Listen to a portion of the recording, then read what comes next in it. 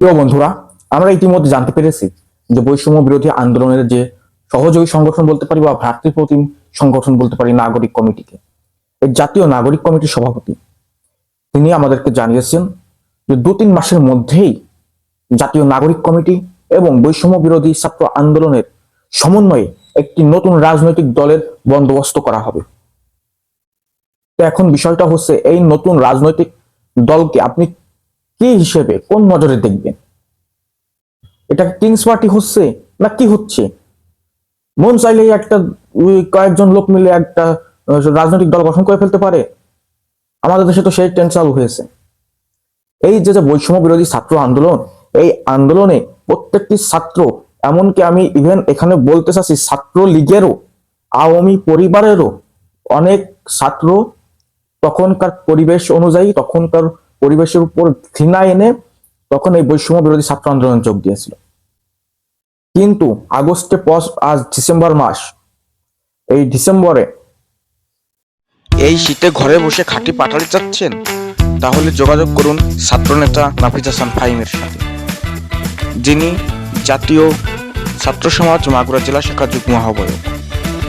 তার কাছে পাবেন খাঁটি খেজুরের পাটালি, চিনি ছাড়া ভেজাল মুক্ত পাটালি নিতে যোগাযোগ করুন তার সাথে। ছাত্র দল তার গৃহে ফিরে গিয়েছে, শিবির তার গৃহে ফিরে গেছে, জাতীয় ছাত্র সমাজ তার গৃহে ফিরে গেছে, বিভিন্ন ছাত্র ইউনিয়ন যারা ছিল তারা তাদের গৃহে ফিরে গেছে। এখন এই যে বৈষম্য বিরোধী ছাত্র আন্দোলনের আয়তনটা কতটুকু? সার্জিস হাসনাতের যে আয়তন আগে যতটা ছিল ছাত্রদের বিস্তৃত, এখন সেটা কত সংকুচিত হয়ে কতটুকু এসে পৌঁছেছে সেটা তো আগে জানা লাগবে। বৈষম্য বিরোধী ছাত্র আন্দোলনের ছাত্র নামধারী হলেই তো কোনো রাজনৈতিক দল হলো না। আগে যদি হাসনাত সার্জিসের ডাকে 1000 লোক আসতো, এখন দেখবেন সেখানে 150 লোক হয়তো বা খুঁজে পাওয়া কষ্ট হয়ে যাবে, যদি না সেখানে ছাত্র দল না যায়, যদি না শিবির না যায়, যদি না ছাত্র সমাজ না যায়। তো এই একটা অবস্থা, এই অবস্থা থেকে আমাদেরকে যেভাবে প্রেসার করা হচ্ছে, যেভাবে তাদেরকে তারা যেভাবে রাজনৈতিক দল গঠন করতে চাচ্ছে, সেটা কিভাবে আমি বলছি। এখন যদি একটি রাজনৈতিক দল গঠন করা হয়, তাদের যে চিন্তা, তারা মনে হয় যে এই স্পিরিটকে কাজে লাগিয়ে, এই মনোভাবকে, আওয়ামী লীগ যেভাবে 71-এর মনোভাবকে কাজে লাগিয়ে বারবার বারবার ভোটের মাঠে কাজে লাগিয়েছে, ঠিক সেভাবেই এরাও চাচ্ছে 24-এর স্পিরিটকে, 24-এর মনোভাব কাজে লাগাবে। তো এতটাই কি সোজা? নির্বাচন করে দেখেন না ভাই, আপনারাই তো অন্তর্বর্তীকালীন সরকারকে বসিয়েছেন, তারা যদি পিছন থেকে কলকাঠি না নাড়ে একটি আসনও পাবেন না। নির্বাচন করে দেখেন না, এত সোজা। দেশে চিরন্তন সত্য যদি হয়ে থাকে, আওয়ামী লীগ, বিএনপি, জাতীয় পার্টি, জামায়াত, এই 4টি দল বাদ দিয়ে এককভাবে আসন পাবার মতো কোনো রাজনৈতিক দল নেই। এককভাবে একটি আসন পাওয়ার মতো কোনো রাজনৈতিক দল নেই। এটা কি হতে পারে? এটা কিংস পার্টি হতে পারে, তারা চাইতে পারে -2 ফর্মুলা, এবং আমরা দেখতে পাচ্ছি -2 নয় -3 ফর্মুলা অলরেডি চালু হয়ে গেছে।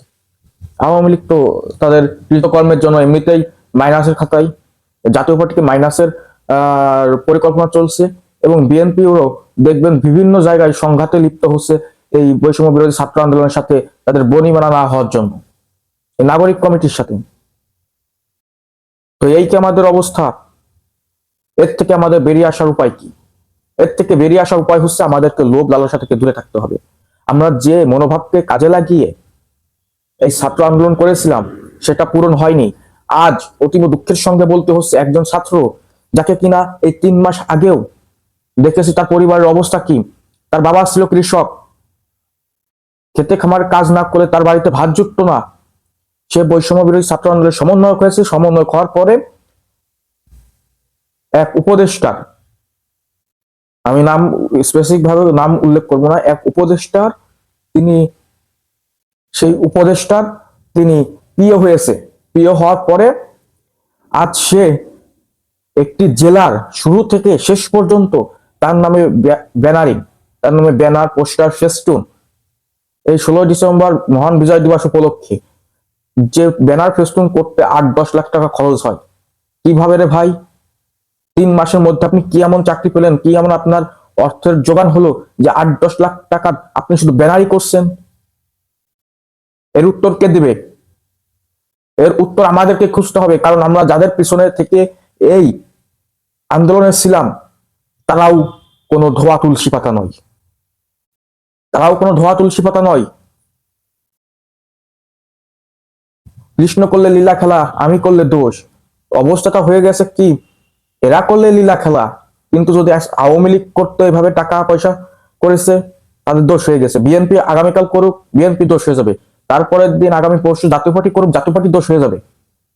এভাবে তো কোনো দেশ চলতে পারে না। তো এই হচ্ছে আমাদের অবস্থা। যারা রাজনৈতিক দল গঠন করতে পারে নাই, বৈষম্য বিরোধী আন্দোলনের সমন্বয়ক ছিল, 3 মাসের মাথায় তারা, যার বাড়িতে আমি তাকে চিনি এবং তার সম্বন্ধে আমি খোঁজ খবর নিয়েছি, যার বাড়িতে তার পিতা কৃষক ছিলেন, তার পিতা যদি খেতে খামারে কাজ না করতেন তাহলে তার বাড়িতে ভাত জুটতো না। সে 3 মাসের মাথায় আজ সে 8-10 লাখ টাকা খরচ করে পোস্টারিং ব্যানারিং করছে জেলা ভরে। তোরা তাহলে এরা আমাদের কি দেশ উপহার দিবে?